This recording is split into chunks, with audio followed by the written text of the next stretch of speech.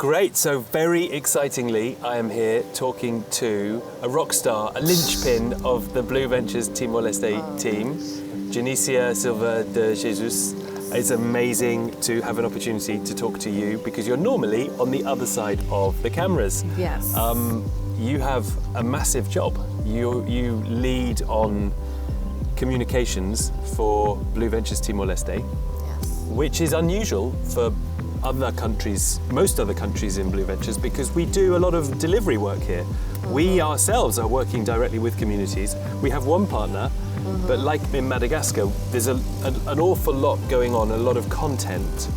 And we're also the only marine conservation organisation in the country, the newest country in Asia, with some major environmental challenges ahead.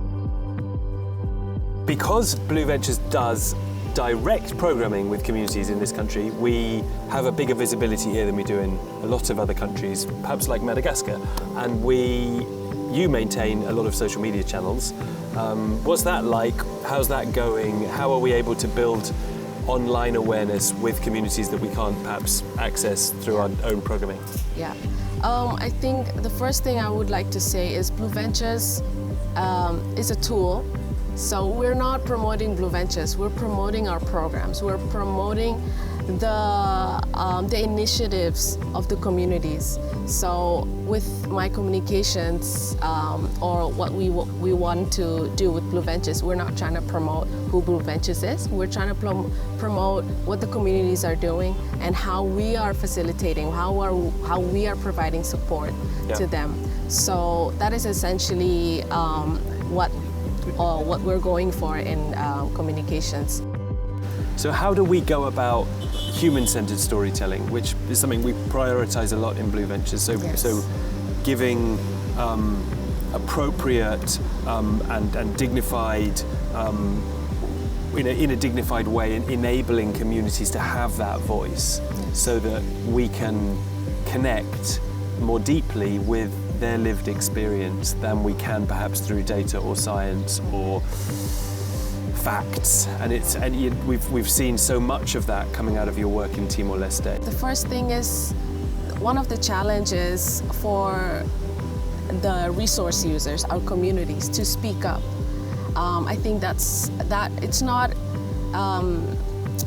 a new concept to be put on the front.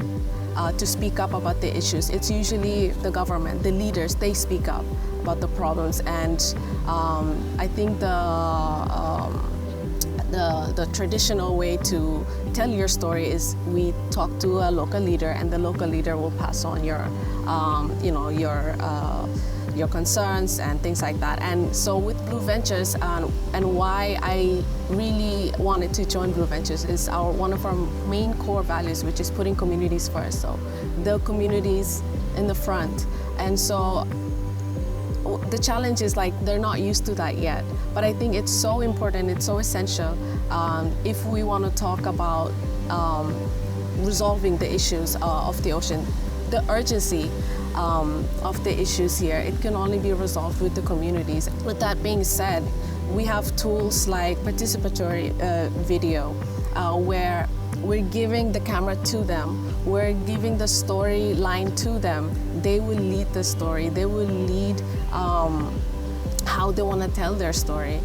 10 years ago, people were very skeptical of Tarabandu, and many communities that we approached said no, and now some of those same communities are coming back to us and saying, can we please have support in establishing a Tarabandu? Exactly. They've been affected by what they've seen, what they've heard, often through exchanges, but often through stories. Have you got experiences of those stories landing? I think, I can give an example of the safety at sea training.